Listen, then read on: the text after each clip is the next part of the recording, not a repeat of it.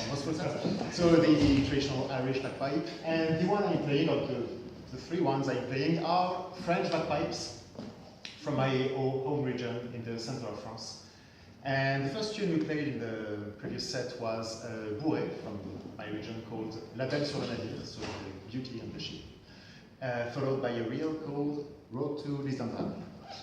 And now I will play a set of waltz, or rather an air, so a song, you could say a lament, I guess, which is called Le Galant Indiscret, so the indiscreet galant, or lover.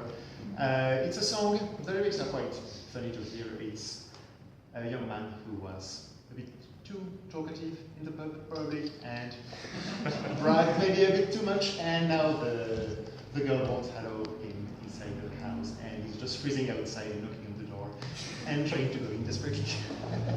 And it's pretty sad, so you can really picture the poor guy freezing outside.